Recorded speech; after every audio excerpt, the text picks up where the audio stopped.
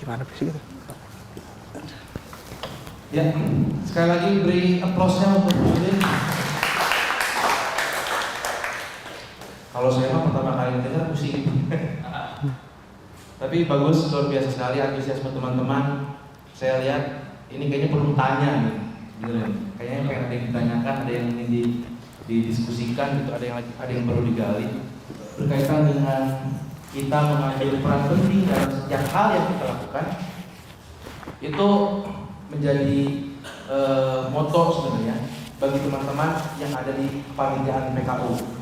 Ini banyak teman-teman bergerak ini tadi disampaikan oleh Gus Udin, bukan hanya sekedar melakukan hal tersebut, misalkan mengajar hanya sekedar mengajar, tapi memberikan manfaat yang lebih, beraktivitas, berorganisasi, bersosialisasi dengan orang luar, itu ada hal lebih. Ini mungkin ada anehnya juga kalau bagi saya. Sekedar informasi, teman-teman.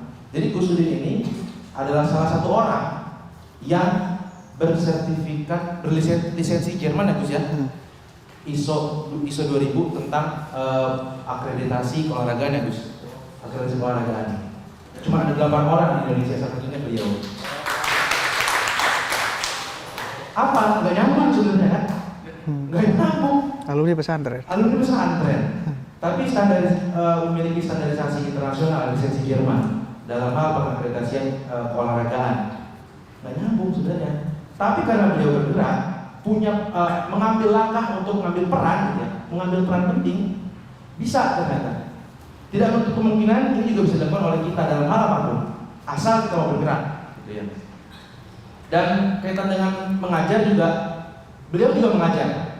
Di tengah-tengah kesibukan beliau memiliki satu hari khusus untuk mengajar. Ini yang juga mungkin perlu jadi pertimbangan juga buat teman-teman, jangan berkecil hati. Saya mah cuma guru, saya mah cuma apa. Karena saya juga mengajar. Hari ini pun saya juga masih mengajar di tengah-tengah kesibukan. Artinya mengajar itu bukan sekedar memberikan informasi, tapi juga mendidik. Kemudian selanjutnya kita berikan kepada teman-teman yang ingin bertanya, kita beri 3 penanya dulu deh, siapa yang mau bertanya? Kang Ade, Kang siapa? Kang Ali, Kang Jihad. Dari Kang Ade dulu deh. Gak usah pakai ini, gak apa ya, namanya. Assalamualaikum warahmatullahi wabarakatuh. Terima kasih kepada moderator yang memberikan waktunya untuk bertanya berkaitan dengan pendidik atau guru. Karena saya salah satu guru kelas, katakan guru kelas, walaupun saya itu ijazahnya PAI. Mungkin tadi Gus Udin menyindir murtad kayaknya ya. Tapi nggak apa-apa. Saya pilih Tundung. karena kemarin P3K itu banyak sekali di Kabupaten Bogor khususnya, dan termasuk alhamdulillah salah satu istri saya juga S1.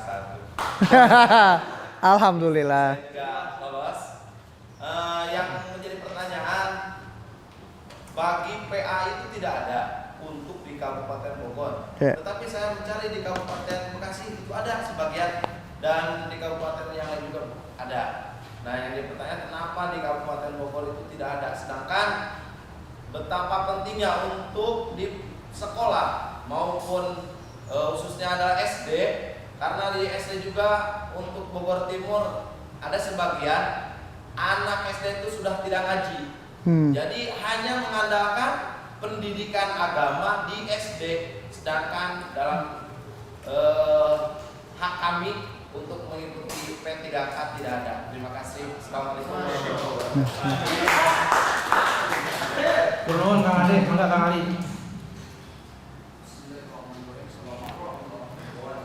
Salam.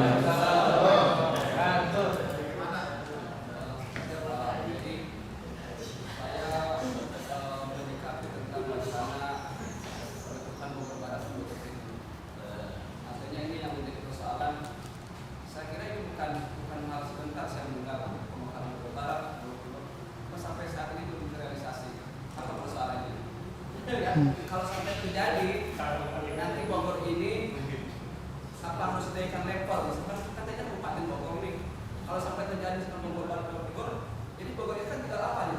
Apa naik level dia ke provinsi atau apa? Ya.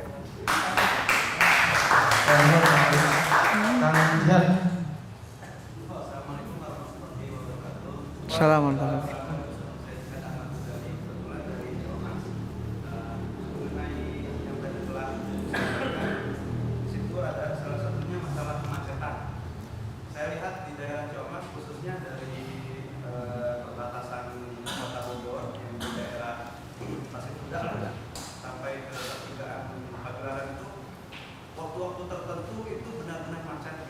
Walaupun yang saya rasakan banyak jalan-jalan tikus di daerah Ciamis itu, sehingga kalau yang motor bisa lebih cepat, tapi kalau yang mobil sulit. Itu karena salah satunya mungkin yang saya rasakan banyaknya mulai sekarang di daerah Ciamis itu perumahan-perumahan yang baru, sehingga di daerah Ciamis yang mau ke daerah Ciamis itu sekarang mulai bangun lagi. Nah mungkin berkaitan dengan itu. Tadi kan telah disampaikan bahwasanya membuka jalan atau jalur baru. Nah, mungkin apakah ada rencana dari pemerintah Kabupaten Bogor bahwasanya akan dilebarkan jalan besar Ciamis? Assalamualaikum warahmatullahi wabarakatuh. 3 aja dulu. Ya, 3 aja dulu ya. Sebenarnya dulu dari Kang Ade tadi dari Tanjung Sari, beliau menanyakan tentang persoalan menanyakan kenapa tidak ada P3K untuk PAI. Kemudian dari Kang Ali dari Cibunggulang menanyakan tentang persoalan pemekaran Bogor Barat dan Bogor Timur. Kalaupun sudah jadi, Bogor itu jadi apa? Gitu ya. Kemudian Kang Jihad menanyakan tentang ada rencana tentang pelebaran jalan di Ciamis gitu ya. Kebetulan beliau memang orang Ciamis, jadi ini PR juga sebenarnya buat dia. Ya, enggak Gus. Ya. Baik, terima kasih untuk 3 penanya. Pertama kaitan dengan P3K. P3K itu ini juga menjadi memang aspirasi yang ramai ya. Jadi ternyata ketika kita cek itu tidak ada payung hukumnya Kang untuk membuka hal itu. Ini juga memang kesulitan kita. Beberapa wilayah ada, ya kami temukan Bekasi, yang lain tidak ada. Ada diskresi memang saat itu dari teman-teman di Bekasi. Kami juga studi banding sebetulnya supaya tadi itu apakah memungkinkan celah mana untuk kita buka. Jadi sebetulnya kalau dari kepala daerah silakan, yang penting mas secara hukum tidak menyalahi gitu. Karena pemerintah daerah misalkan tahun 2021 Ibu Ade Yasin menyediakan anggaran 54 miliar untuk 1.181 tenaga P3K yang gurunya 1.115. Untuk tahun ini berarti bertambah lagi anggarannya. Jadi saya kira itu adalah komitmen kepala daerah dan harus saya sampaikan informasinya, hanya Kabupaten Bogor yang berani menganggarkan 54 miliar untuk tenaga P3K. Yang lain coba cek, jumlahnya kecil. Mungkin yang lain diakomodir, tapi jumlahnya kecil. Di kita sampai 1.115. Konsekuensinya anggaran kita di angka 54 miliar untuk honorariumnya. Saya kira ini berbicara kaitan dengan hal teknis ya, tapi saya kira ini sebagai masukan. Terima kasih, nanti saya juga akan memberikan catatan penting di Dinas Pendidikan. Hal yang lain adalah Kang, seperti apa Bogor Barat, Bogor Timur yang sudah berlama-lama menjadi wacana dan diskusi. Jadi kalau kita berbicara kaitan dengan pemekaran wilayah Kabupaten Bogor sudah sangat layak dimekarkan. Tadi itu masalah begitu besar. Coba Anda jalan-jalan ke Gorontalo, itu hanya 1, sekian juta itu dipimpin oleh seorang gubernur. Anda jalan-jalan ke Sumatera Barat dengan penduduk 5,2 juta jiwa, itu dipimpin oleh 13 kepala daerah. Anda jalan-jalan ke Bali, bayangkan aja berapa satu provinsi Bali itu penduduknya. Anda jalan-jalan ke luar negeri, ke Venezuela dan ke Singapura, penduduknya masih besar. Kabupaten Bogor, luas wilayahnya juga begitu besar. Jadi capek itu kalau Anda jalan-jalan keliling untuk Kabupaten Bogor, saya kira nggak akan selesai 1 minggu. Kang Lili orang Madura udah tinggal 5 tahun di sini, nggak selesai itu. Tahunnya cuma Tanjung Sari, Sukamakmur gitu. 10 tahun, 12 tahun ya. Iya, jadi setengah hidup beliau itu sudah hilang Maduranya. Jadi madu rasanya madu rasa Sunda. Jadi madu rasa Sunda itu. Nah, di Bogor karena begitu besar, jadi wacana ini sebetulnya bukan hanya wacana dari kita, dari pemerintah daerah, Kang. Supaya apa? Kesenggangan. Saya sedikit informasi. Yang tadi saya sebutkan, 14 wilayah yang tadi akan menjadi pemekaran di Bogor Barat, IPM-nya rendah. Dari mulai Dramaga, kemudian Pamijahan, Tejolaya, Cibung Bulang, Lewi Liang, Lewi Sadeng, Nanggung, Parung Panjang, Tenjo, Sukajaya, geser ke sini Cigudeg, geser ke Rumpin. Itu rendah, Kang, IPM-nya. Kita berbicara kaitan masalah dulu. Sebetulnya seperti apa? Belum lagi yang tadi tingkat perekonomian saya sampaikan. Kalau dihitung Bogor Barat itu kalau dihitung 10 kendaraan, khususnya dari Lewi Liang ke Lewi Sadeng ke sana, hitungannya analoginya seperti itu. Nah, political will dari pemerintah daerah sudah clear. Di Pemprov sudah jelas, termasuk ketok palu yang kemarin antara Bogor Barat Bogor Timur sudah selesai. Pertanyaannya, lalu di mana masalahnya? Saya kebetulan saat itu mendampingi Bupati dengan Pak RK, ketemu dengan Presiden, ada rapat terbatas di istana saat itu. Pak RK mengatakan, Pak Gubernur, 2020 saya ingat betul ada kejadian bencana yang ada di Bogor Barat. Saat itu kami ada rakortas dengan BNPB, kemudian dengan PUPR dipimpin oleh Pak Presiden. Pak Gubernur mengatakan begini, Pak Presiden, Bogor ini sudah layak untuk dimekarkan. Karena 5,9 juta jiwa dipimpin oleh satu bupati. Luas wilayahnya begitu besar, 40 kecamatan dan 416 desa dan 19 kelurahan dipimpin oleh satu bupati. Pak Presiden saat itu saya tidak mendengar jawaban ya dan tidak. Hanya begini saja.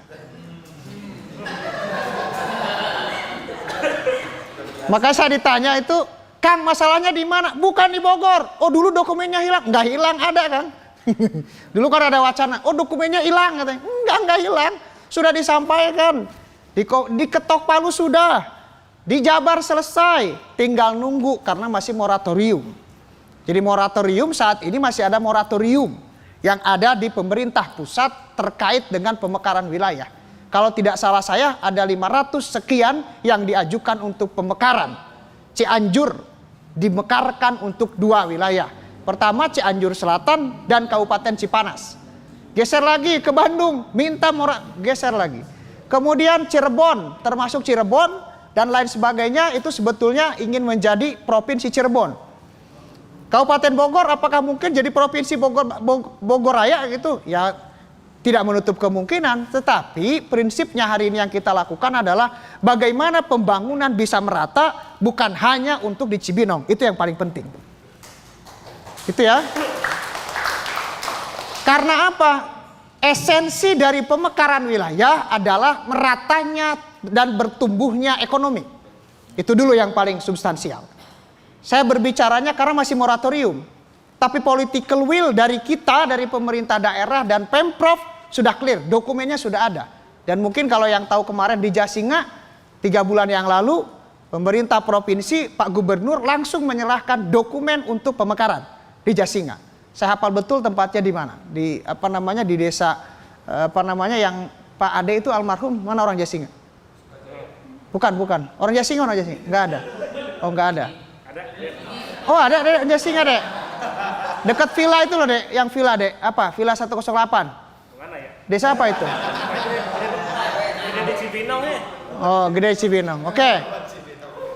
Jadi sebetulnya esensi dan substansi daripada pemekaran wilayah adalah meningkatkan kesejahteraan atau pemerataan kesejahteraan dan menumbuhkan pertumbuhan ekonomi. Jadi tadi sampaikan bagaimana caranya Bogor Barat supaya meningkat ekonominya. Dibuat aja world class, misalkan Taman Safari world class destination gitu atau world class bertaraf internasional sehingga orang berbondong-bondong datang ke Bogor Barat. Dibuka aja jalur dari BSD langsung ke Jasinga, langsung ke Cigudeg situ sehingga orang juga akses akan cepat ke sana. Jadi sebetulnya yang paling terpenting dari pemekaran ini bagaimana pertumbuhan dan percepatan pembangunan. Ini yang paling penting. Jadi berbicara Bogor Timur misalkan dibuka akses jalan jalan Puncak 2 itu langsung tembus ke Cipanas 54 km, itu pasti orang Sukamakmur akan lebih mudah ke Cibinong. Orang Tanjung Sari akan lebih mudah ke kawasan Cibinong, ke perkotaan, termasuk ke Cianjur. Sekarang bayangkan coba, ini dampak daripada kemacetan puncak. Saya sampaikan kemacetan puncak itu ada 35.000 saat PPKM level 4 diturunkan. Sehari-harinya kendaraan yang masuk ke kawasan puncak itu ada 28.000. Kang, itu akhir pekan? Ya, akhir pekan. 28.000 kendaraan. Coba Anda lihat, cek sesekali, kalau kita sering ngecek. Kemacetan itu stucknya ada di Taman Safari. Ke atas sedikit bergeser. Tapi orang sudah balik kanan. Dari Taman Safari ke bawah. Sehingga orang yang mau ke Cianjur, orang berwisata ke Cianjur nggak bisa. Akhirnya apa? Orang Cianjur teriak, kami nggak ada wisatawan dari Cianjur. Apa yang terjadi? Dibuat jalan poros Puncak 2 langsung ke Cipanas 54 kilo. Sehingga apa? Orang yang mau ke puncak, orang yang mau ke Bandung, ke Cianjur nggak perlu lagi ke puncak. Jadi jalan itu akan langsung ke atas gitu. Itu percepatan pembangunan. Dan saya yakin orang timur, sekarang dulu orang timur tahun 2018, 2019 penghasilan pajak dari pariwisata zero. Tapi 2019, 2020 10 miliar penghasilan pajak dihasilkan dari wilayah Sukamakmur. Nah, saya kira ini penting. Jadi strategi-strategi itu yang harus kita munculkan. Kenapa hanya pariwisata yang kita kembangkan, bukan tambang? Bayangkan kalau tambang itu satu mobil itu muatannya truk besar itu 32 ton, 33 ton. Muso yang besar itu. Sementara kapasitas jalan kita itu hanya 12 ton. Kapasitas jalan kita. Berarti mengapa jalan ke Gunung Sindur, jalan ke Rumpin, jalan Parung Panjang rusak terus? Karena jalan beban dengan 12 ton diisi oleh truk atau dilalui oleh truk yang isinya 32-33 ton. Berarti kan rusak jalan itu. Pemerintah daerah bangun jalan karena teriak masyarakat, bangun jalan. Tapi truknya kan rusak. Pajaknya ada nggak Kabupaten Bogor? Zero. Izinnya kemana? Izinnya kepada Pemprov Jabar dan SDM. Jadi orang Parung Panjang silakan demo. Tapi jangan ke Bogor, ke pusat. Gitu. Dan itu akan dibangun jalan tambang dari BSD menuju ke Gunung Sindur dan Cigudeg. Sehingga itu juga akan menyelesaikan. Jadi penyelesaian jalan tambang nanti orang Parung Panjang, orang Cigudeg, kemudian orang Rumpin itu akan dibuatkan jalur tol tambang khusus. Tidak ada lagi yang ke sana. Kang, gimana pengembangan wilayah yang lain? Ini bocoran nih. Jadi kalau Anda punya duit tinggal beli. Oh, jalan di sini beli murah sekarang 50.000. Tapi nanti kalau sudah ada jalan tol, sudah ada jalan besar, bisa jadi 5 juta itu. Jalan dibangun di mana? Di sini, dari Sentul ke Karawang. Itu akan dibangun tol Sentul Karawang. Apalagi yang akan dibangun? Anda sekarang orang yang tinggal di Bojonggede Kemang itu akan dibangun. Ini kalau ada ilustrasi gambar saya kasih gambarnya nih, supaya Anda tahu pengembangan wilayah. Termasuk juga dari Salabenda ke arah BSD melalui Ciseeng belok kiri. Orang Ciseeng mana? Belok kiri ke situ. Itu akan dibangun tol. Gitu ya. Dari Rancabungur ke Galuga akan dibangun jalan. Itu pengembangan wilayah supaya cepat kita. Jadi kalau yang sekarang mau nabung beli tanah 50.000, 100.000 nanti dijual bisa 5 juta itu. Orang Sukamakmur. Gitu ya. Ini saya kira spirit daripada pengembangan wilayah dan pemekaran wilayah, percepatan pembangunan. Apa yang dilakukan oleh Kabupaten Bogor saat ini ketika belum mekar? Bogor Barat tetap dibangun, Bogor Timur tetap dibangun. Sekarang desa-desa apalagi diberikan 1 miliar satu desa kepada desa-desa untuk apa? Percepatan pembangunan infrastruktur di tingkat desa supaya menggeliat. Saya kira ini yang sedang dibangun di Kabupaten Bogor. Jadi kalau dulu nggak ada tuh jalan desa tuh dibangun oleh kabupaten, sekarang diberikan desa 1 miliar satu desa untuk percepatan pembangunan yang ada di desa. Kotanya ditata. Jadi insya Allah tahun 2021-2022 Kabupaten Bogor tidak lagi sebagai huge village. Tapi kita inginkan ketika ditanya orang mana? Orang Kabupaten Bogor. Oh yang itu indah ya, Puncak gitu. Dulu kan Puncak ditanya milik siapa? Bima Arya. Kan lucu. Jadi nggak ada tuh bupati. Kalau sekarang bupatinya 2020, akhir 2020 merupakan bupati terpopuler dan sejajar dengan Risma. Nah saya kira bukan hanya bupatinya tapi capaian daripada branding Kabupaten Bogor, dan itu salah satu motor lokomotifnya adalah teman-teman Anda. Itu ya. Saya kira ini juga penting gitu, alumni-alumni PKU gitu. Hal yang lain adalah tadi pertanyaan apa? Oh, Jalan Ciamas. Ya. pengembangan jalan. Jadi Ciamas itu adalah salah satu kawasan yang memang terpadat penduduknya. Jadi kalaupun Cileungsi luas wilayahnya, pengembangan wilayahnya bagus. Tapi di sana jalannya kecil, mau dilebarin juga susah. Bottleneck-nya atau titik kemacetan itu ada di SDN 1 dekat kecamatan. Itu bottleneck tuh. Jadi kalau bicara bottleneck kecamatan memang itu. Jadi sebetulnya secara amdalalin sudah tidak layak untuk menambah perumahan. Yang paling memungkinkan di mana bikin sodetan? Susah bikin sodetan di Ciamas itu, udah sulit. Berbicaranya kalau ada pengembangan orang Taman Sari dibuat jalur dari Cijeruk langsung Taman Sari menuju ke kawasan Pamijahan, nanti ke kawasan Lewiliang. Itu yang paling enak memungkinkan untuk mengatasi kemacetan. Karena ini kan berbatasan dengan kota. Jadi Ciamas itu setengah kota, setengah kabupaten, berbatasan dengan sungai doang gitu. Nah, mau dilebarin jalan susah. Makanya mengapa sekarang dibangun jalan Dramaga Lingkar 2 atau Lingkar Dramaga. Itu untuk mengatasi kemacetan yang ada di wilayah Laladon. Termasuk juga nanti akan tembus Lingkar Dramaga 2 itu ke kawasan Cikampak. Mana orang Cikampak? Campea mana Campea? Ke situ. Jadi nanti ada sodetan jalan gitu. Gitu ya. Saya kira itu kaitan dengan pembangunan. Nah, saya kembali kepada spirit yang tadi bahwa pembangunan apapun itu, pengembangan wilayah apapun itu adalah bagaimana spiritnya untuk pengembangan sebuah wilayah dan pertumbuhan ekonomi dengan cepat. Itu spiritnya. Nah, apakah kita berpangku tangan ketika ini masih moratorium? Tidak, kita lakukan apa yang memang bisa kita lakukan dulu. Pembangunan termasuk daya ungkit atau economic flight-nya. Dalam istilah ekonomi ada istilah economic flight gitu.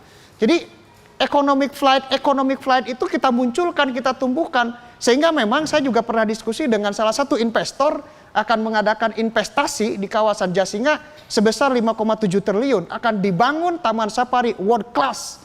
Supaya apa? Supaya daya ungkitnya itu ke sana gitu kan. Gitu ya. Saya kira itu. Terima kasih. Wassalamualaikum warahmatullahi wabarakatuh.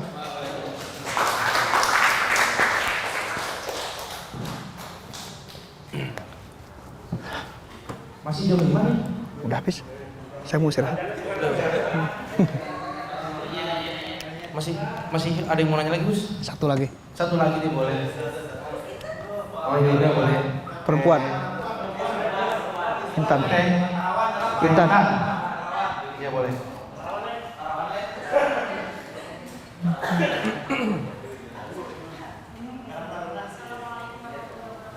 Assalamualaikum.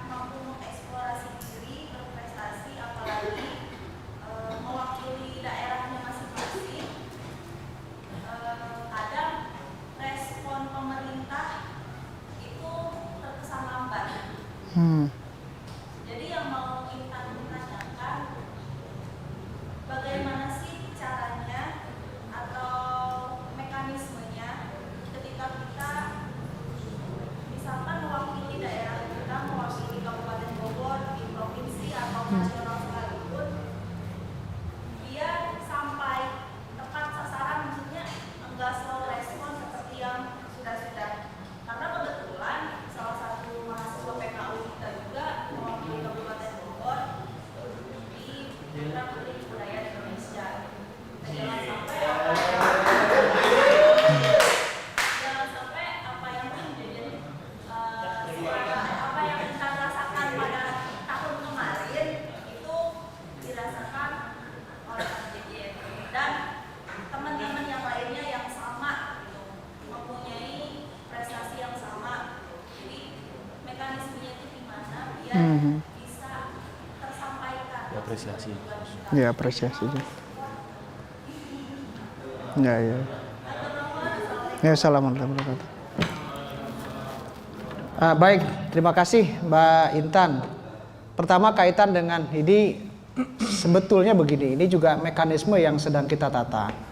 Jadi kaitan dengan salah satu reformasi birokrasi. Jadi begini Mbak, misalkan kaitan dengan kemarin bagaimana respon pemerintah terhadap salah satu peserta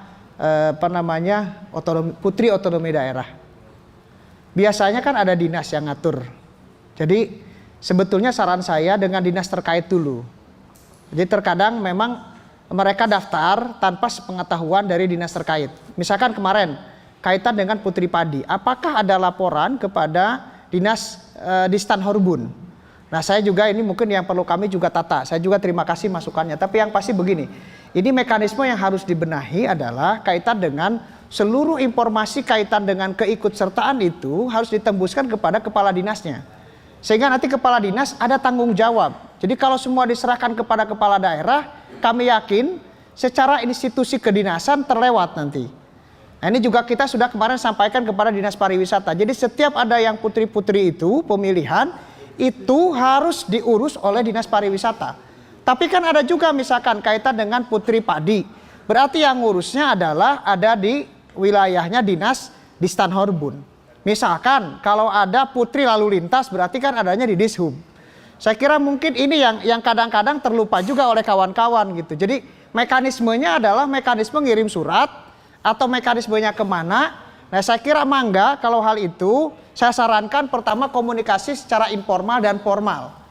Ini juga penting gitu, jangan sampai nanti terlewat gitu. Saya kira hal ini juga penting. Dan hal yang lain adalah prestasi-prestasi kita di wilayah Kabupaten Bogor saya kira cukup membanggakan dengan kondisi hari ini gitu. Dan apresiasinya seperti apa? Clear, salah satu apresiasi pemerintah daerah dengan memberikan beasiswa Pancakarsa itu salah satu apresiasi. Nah dan itu hanya di Kabupaten Bogor ada 1.200 mahasiswa atau calon mahasiswa berprestasi yang diberikan apresiasi oleh kepala daerah. Jadi jangan takut sebetulnya kalau secara political will sudah 13 miliar disiapkan sebagai bentuk apresiasi terhadap prestasi putra-putri daerah. Saya kira itu ya Mbak Intan ya. Terima kasih Mas Alvis.